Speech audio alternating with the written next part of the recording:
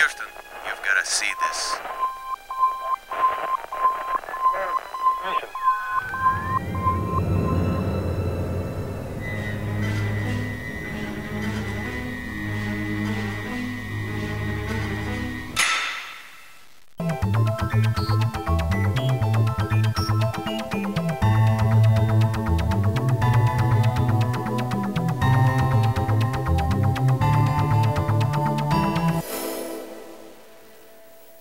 O programa Destaque de hoje está recebendo aqui nos estúdios do Dr. Manuelito Eduardo Campos, da Faculdade Integrada da Grande Fortaleza, com muito prazer, a Luíse Porto Freire Lima. Ela é educadora financeira, agente autônoma de investimento autorizado pelo CVM, certificada pela Ambima CPA 10 e SUSEP, ministra palestras e cursos sobre educação financeira em empresas e é franqueada da Mais Educa em Fortaleza. Graduada em administração aplicada ao turismo pela Unifor, especialista em marketing pela UFC, tem experiência de 12 anos na intermediação de produtos financeiros, imóveis, crédito consignado, investimentos sem renda variável, renda fixa, previdência privada e seguros.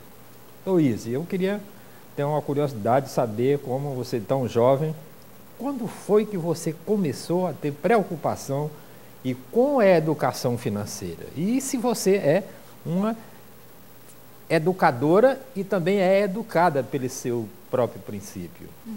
Bom, obrigada pelo convite de estar aqui, né? É sempre bom poder falar de um assunto que a gente faz o trabalho com muito amor, né? Então, diante dessa sua pergunta, que é muito interessante, que fala um pouco também de como eu cheguei a trabalhar, né, com a educação financeira, parte muito primeiro da família também, né? Então, quando eu comecei a trabalhar muito nova, porque realmente precisava trabalhar, né, fui mãe com 21 anos, né? Então, graças a Deus, tive a oportunidade de trabalho. E eu lembro uma época que eu vendia imóveis e aí a gente ganhava um bom dinheiro, né? E um tio meu chegou para mim e falou: olha, você vai ganhar dinheiro, você não acha que esse dinheiro é todo seu, você tem que guardar para os períodos que não são bons, né? Então, desde esse princípio, eu já comecei a ver como era importante a gente guardar e sempre pensar no futuro. Então, a primeira coisa que eu fiz na época foi ter um compromisso de uma parcela para poder segurar o dinheiro, né, um pouquinho. E sem conhecer o mercado financeiro, não sabia como é que funcionava, não tinha acesso, né? Então, usei métodos que eu tinha na época para poder guardar dinheiro. Os grandes pesquisadores, grandes cientistas, grandes pessoas em educação financeira, dividem a humanidade em dois grupos. Aqueles que acordam 5 horas da manhã e vão para a padaria para comprar o pão, e aqueles que acordam 5 horas da manhã e para vender o pão para quem quer comprar. Mas o número de pessoas que gostam de comprar e são infinitamente maiores daqueles que gostam de vender. Então, como é que você pode, dentro desse mundo desigual e quer que quem gasta mais e quem poupa muito menos, como é que você pode aconselhar e para que haja o equilíbrio dentre esses dois caminhos e que se opõem? Bom, é um desafio muito grande, porque é muito, digamos assim, ruim aceitar que para ter algo, primeiro eu tenho que guardar para ter depois, podendo usar um crédito e ter agora, né? Mas a educação financeira, ela precisa ser aplicada o mais urgente possível aqui no Brasil, né? A gente está tendo um fenômeno aqui no Brasil, que já foram até capa da revista Exame de agosto, né, que algumas cidades no Brasil foram minadas a partir de 100 mil habitantes, que vão passar pelo ciclo da prosperidade, né, que são as pessoas que estão tendo ascensão profissional e de renda. Né, que é que vai acontecer exatamente isso, terão mais pessoas comprando, mais pessoas com acesso ao crédito, né, e a economia vai viver um período de prosperidade em cidades até do interior. Aqui no Ceará foram até as cidades de Juazeiro e Itapipoca, uma das que foram selecionadas, né, pela consultoria da revista Exame. Então, o que é que acontece? Nós vamos ter acesso a esse ciclo de prosperidade, porém o brasileiro, se ele não fizer poupança, ele não vai conseguir manter-se na prosperidade, né? Porque um dos índices de riqueza de uma nação é a poupança da sua população. Nos Estados Unidos, esse mesmo ciclo aconteceu nos anos 50, né? E até essa crise agora de 2008, digamos que eles conseguiram se manter porque a população tem a educação básica de qualidade. Então, a gente tem um grande desafio. A gente está com a oportunidade na mão e se o brasileiro não usar o crédito de forma favorável, também poupando, a gente vai ter esse ciclo, né? Mais compradores, menos vendedores e aí acontecerão as dívidas. Como é que eu posso controlar hoje no mundo de comunicação generalizada, onde, entendes, o paradigma é a imagem, e a imagem desse paradigma é uma imagem linda, tudo é muito bonito. Os modelos, entendes, e as pessoas ricas estão na TV, na internet, nos outdoors, nos jornais, esbanjando riqueza e atraindo essas pessoas que desejam isso. E as crianças que nascem hoje, elas nascem dentro desse contexto. E quando a mãe, certo, leva a criança para fazer compra, entende? A criança não quer mais, sobre hipótese alguma, entende? Um brinquedo qualquer, ela vai procurar o seu melhor brinquedo. E chora, e grita, e esperneia, e canta, e faz um escândalo. E a mãe, coitada, né, mas muito emocionada, pega e também compra o melhor celular, e o melhor tablet, e tudo que for melhor para aquela criança. Como é que essa criança, como é que nós podemos educar uma população, e se os meios e que a gente vive, que nos cercam, são desse jeito e desta forma? Primeiro, o casal, a mãe, tem que dar o exemplo. Se houver o exemplo dentro de casa, a criança vai imitar, mesmo que ela inicialmente sofra um pouco, né? Eu tenho um filho de 12 anos e não é uma experiência muito interessante levar uma criança para o supermercado. Realmente a gente gasta mais. Mas se a gente tiver um pouquinho de paciência, também é uma oportunidade de educar. Então, o que é que a gente recomenda para os pais? Vai ao supermercado com a criança, não tem onde deixar e você vai aproveitar aquele momento para educar. Aprenda, ensina aquela criança a pesquisar o preço, olhar a marca, comparar um com o outro, ver se vale a pena, às vezes, comprar aquele cereal, porque vem um brinquedinho e tem o outro da mesma marca similar, que é bem mais barato. Então, a gente precisa realmente trazer a criança para entender essa questão, inicialmente, da pesquisa, né? Em outubro, agora, meu filho completou 12 anos e ganhou de presente de aniversário dinheiro. E ficou ansioso por comprar uma bicicleta.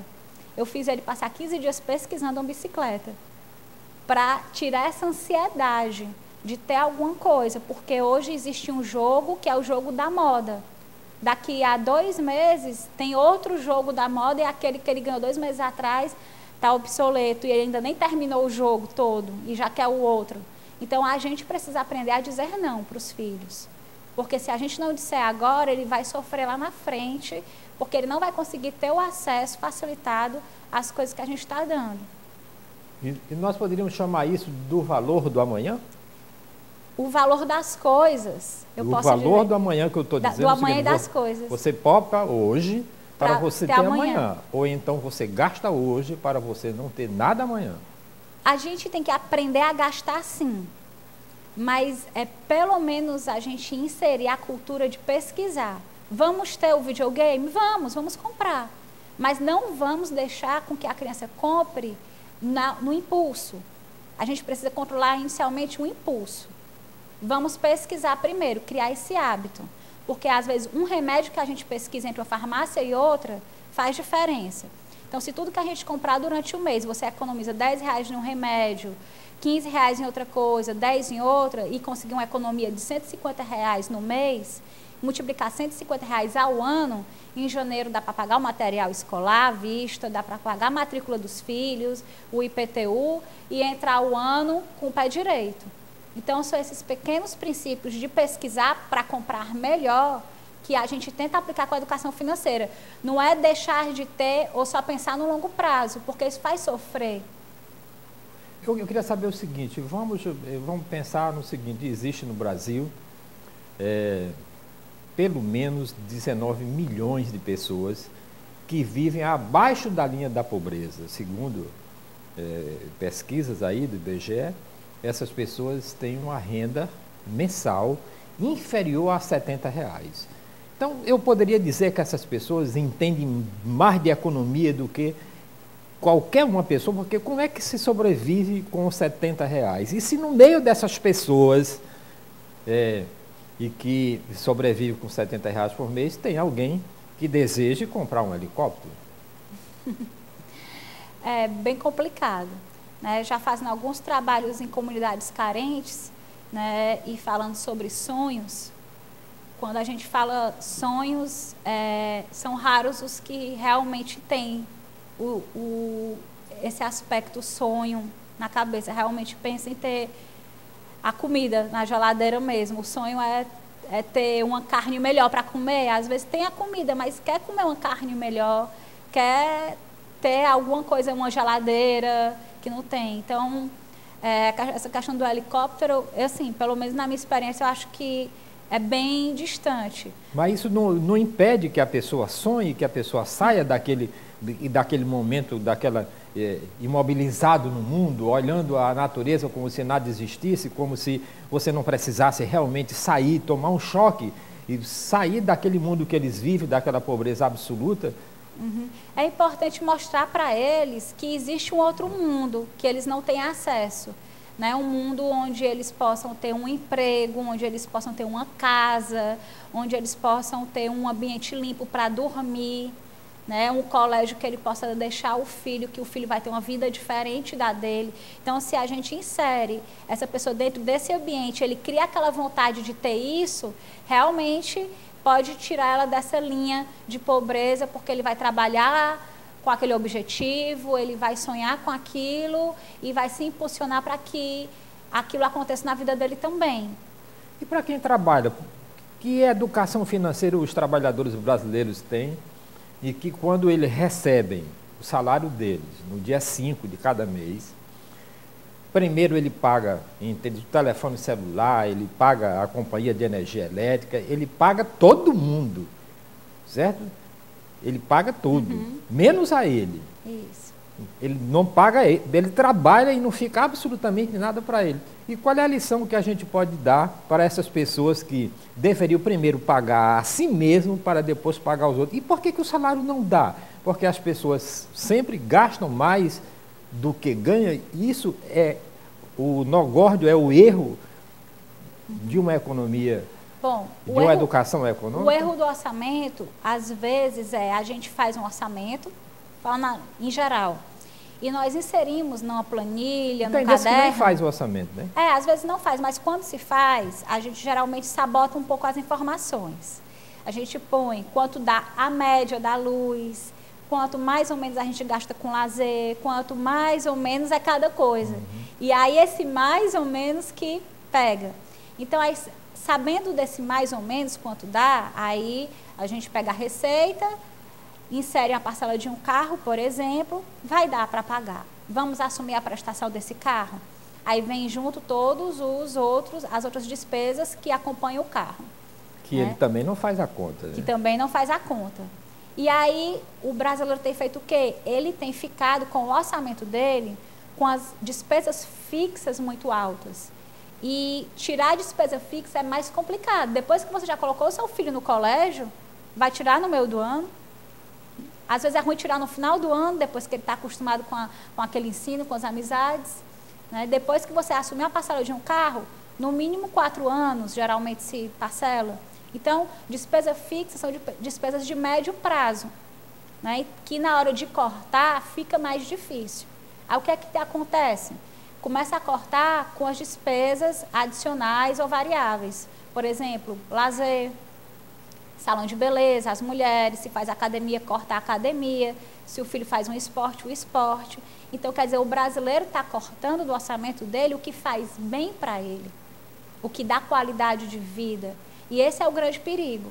E nós, especialistas, nós estamos pregando agora que o importante do orçamento é você manter as suas despesas fixas menores para que sobre dinheiro para o presente e para poupar para o futuro e para os imprevistos. Então, é mais interessante que se more num bairro onde o aluguel é menor ou num apartamento menor durante o primeiro período de vida, onde não tem filhos ainda, para poupar, para mais na frente você ter reserva financeira, para ter uma qualidade de vida melhor. Esse poupar tem uma percentagem do que a pessoa ganha da renda? Até tem, depende da fase da vida. Por exemplo, se a pessoa já trabalha, mas ainda mora com os pais, na minha opinião, obrigatoriamente teria que poupar 50%, certo?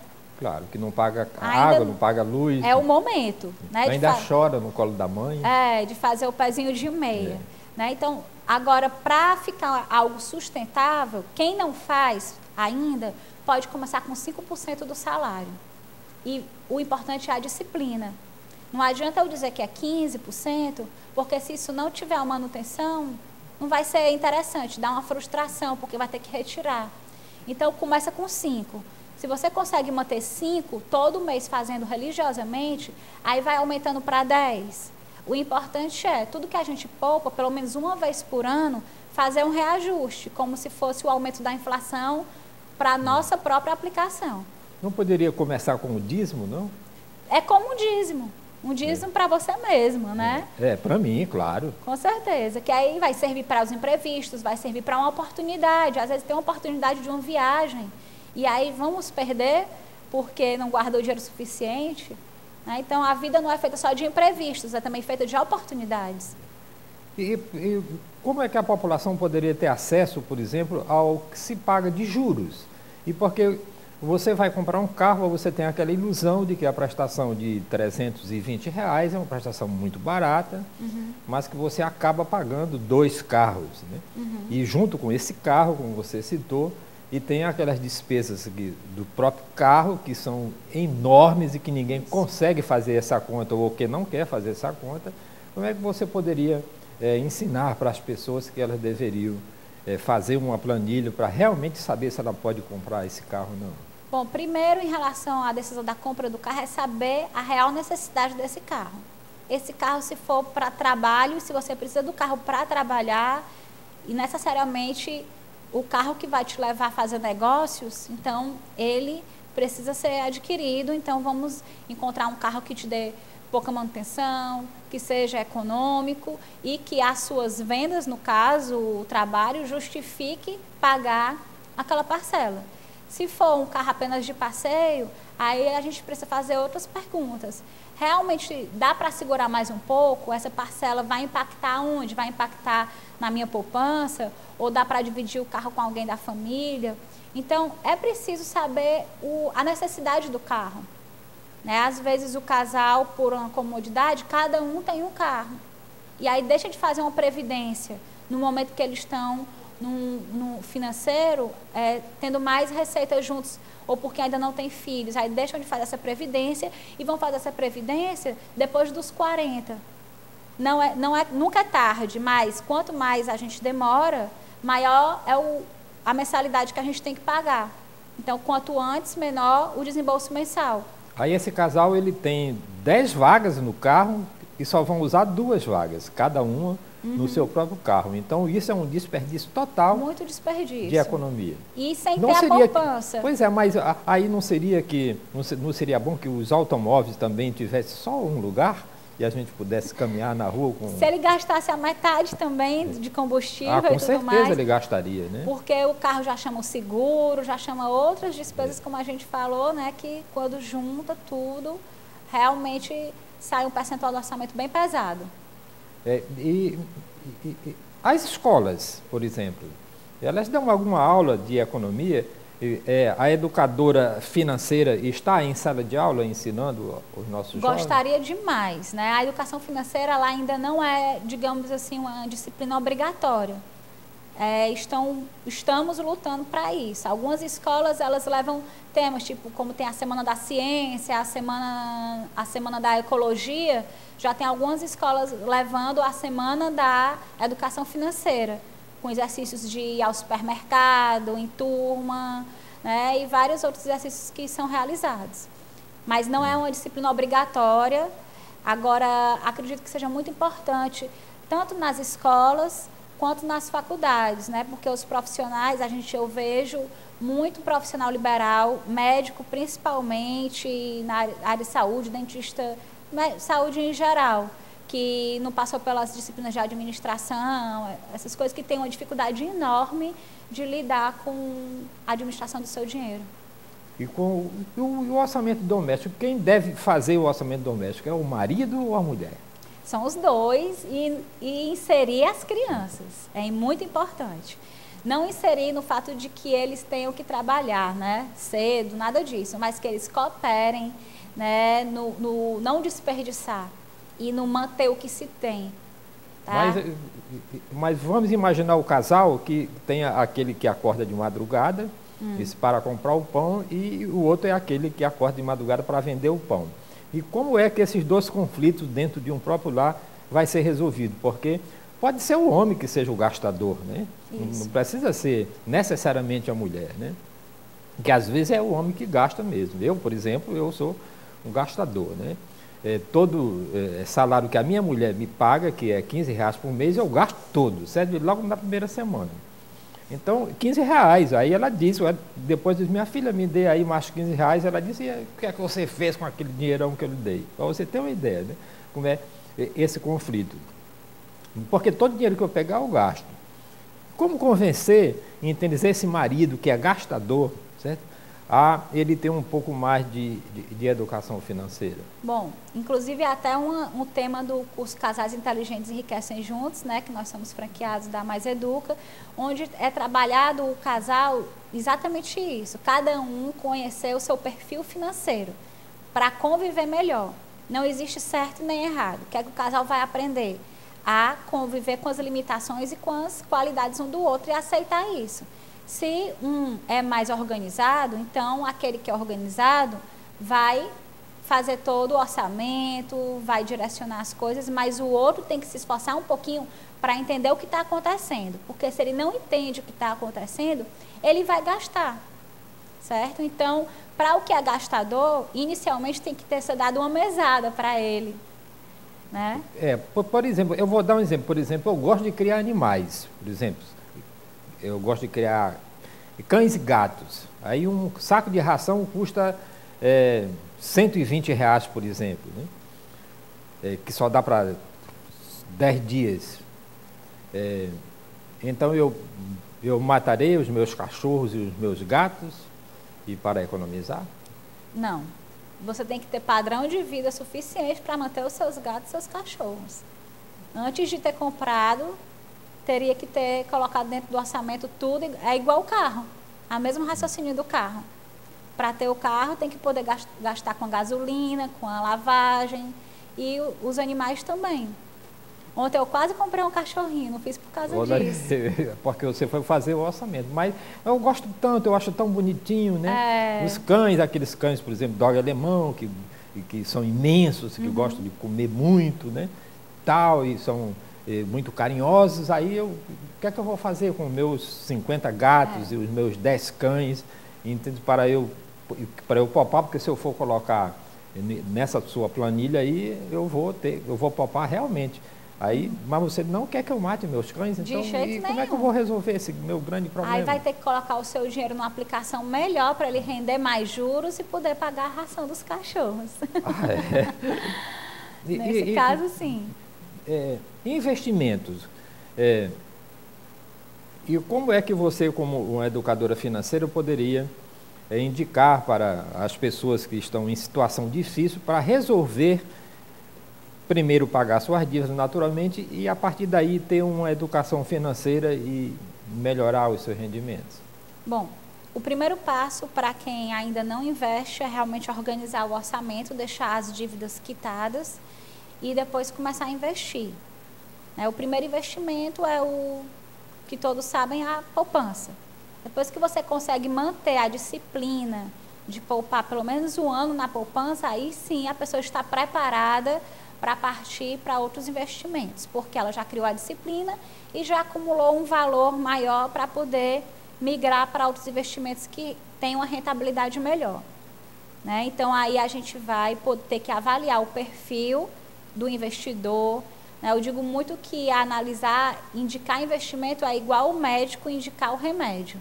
Né? Por mais que esteja dando uma virose na cidade, todo mundo esteja tomando analgésico, né? Mesma categoria, o médico não pode deixar a receita na recepção e não olhar o paciente. Ele tem que olhar a idade, o peso, perguntar se tem alergia a algum medicamento. Talvez ele vai passar o mesmo medicamento para você e para mim. Para você 10 dias, para mim 5, para mim uma dose maior, para você menor. Investimento é a mesma coisa.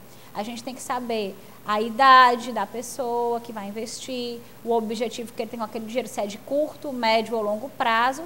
A partir daí, a gente vai poder indicar a melhor aplicação para cada objetivo que ele tenha. Você acha que o país emergente como o Brasil, se ele fizesse mais poupança, ele poderia, por exemplo, chegar a ser o primeiro? Porque o Brasil é um país tão grande, tão lindo e tão rico. Né? Dizem que o que blindou o Brasil da crise, né, foi os dólares que o nosso governo, né, tem guardado. Né? Então, a riqueza, né, digamos assim. E é exatamente isso que acontece com a pessoa física. O que blinda a gente das crises, né, é o que a gente tem poupado. Então, a partir do momento que toda a população, como no Japão, nos Estados Unidos, tem essa cultura, a população e, consequentemente, o país, ele fica mais blindado de tudo. Né? A riqueza da população ela é muito importante para o desenvolvimento. Você acredita, por exemplo, que...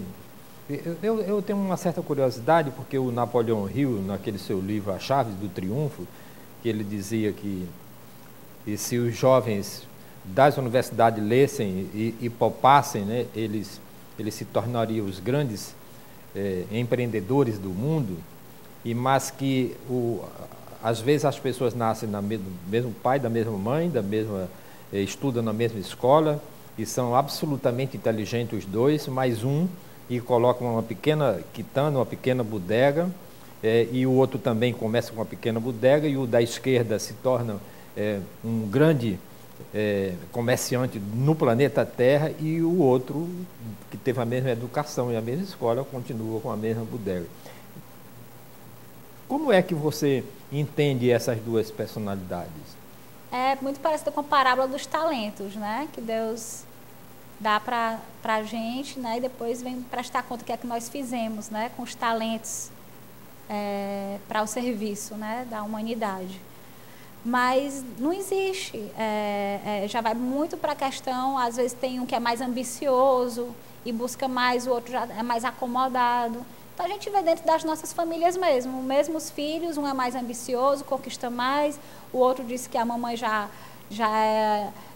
adula mais, então é mais acomodado. Dentro da mesma casa a gente vê, né, situações bem diferentes. Então é uma questão, eu acho, muito de visão, de futuro também. Tem pessoas que têm isso bem intrínseco, né? Que tem esse dom de que tudo dá certo, de ser entusiasmado, empreendedor. Já o outro se contenta com um salário, quer mais aquela coisa certinha. Então é muito de cada um mesmo. Olha, o nosso programa está chegando ao fim, certo? E você, Luíse Porto Freire Lima, tem 1 minuto para as suas considerações finais aqui no programa Destaque da FGF TV. Bom, queria assim, até continuar um pouquinho da sua primeira pergunta. O que me levou a, digamos assim, vir para esse mercado da educação financeira é justamente muitas mudanças que ocorreram na minha vida em aplicar esse conteúdo, né? Então, eu parti da parte do crédito, né? Vi realmente que o crédito, quando ele chega na mão das pessoas sem a devida orientação, ele não é realmente algo bom, mas que hoje em dia, por conta do crédito, tantas pessoas conseguiram viajar, quantas pessoas estão tendo acesso à sua casa própria, ao seu carrinho, pagando tudo em dia, que se não fosse o crédito, não teriam. Mas também o maior percentual de endividamento das famílias brasileiras tem sido o cartão de crédito e o cheque especial, né? Ao mesmo tempo, né, quando a gente começa a investir, a gente começa a ver que nós somos capazes. Você hoje é capaz de entrar numa empresa como trainee, fazer um planejamento de carreira e financeiro e chegar a uma diretoria, né? Então, a gente consegue, na nossa vida, ver que aplicando a educação financeira, conhecendo o mercado, estando a par, pesquisando, hoje em dia não existe mais limite entre as pessoas com a internet. Você fala com escritores de livros, você fala com pessoas renomadas, então a informação está para todos. Então isso me fez realmente crescer como pessoa e levar essa questão da educação financeira como uma missão. Nós começamos tudo de forma muito artesanal e levamos esse trabalho com muito amor, porque nós vemos que faz diferença na vida das famílias. Como a educação financeira, ela melhora a qualidade de vida dos relacionamentos e dos pais com os filhos e deixa as pessoas com autoestima muito melhorada. Eu tenho algumas clientes, até senhoras de idade, que descobrindo a questão dos investimentos, adquiriram outra atividade. Se sentem mais inteligentes, se sentem mais ricas, gastam mais, viajam mais, e isso deixa a vida mais bonita, mais temperada e mais colorida. Ok, muitíssimo obrigado aqui, Luiz Porto Freire Lima, pela sua participação aqui no programa Destaque. E eu queria chamar a atenção aqui dos nossos colaboradores aqui, dos nossos colegas da FGF TV, para eles aprenderem, e com uma jovem bonita aqui, e como ser feliz poupando, viu? Para vocês não reclamarem no fim do mês que o dinheiro acabou. Muitíssimo obrigado aqui pela sua participação. Obrigada. E o programa Destaque volta na próxima semana com outra personalidade em destaque aqui pela FGF TV, o seu canal universitário de Fortaleza, 10 anos com você. E que na próxima semana nós voltaremos com outra personalidade. Se você quiser sugerir nomes para o nosso programa, nosso e-mail é fgftv@fgf.edu.br.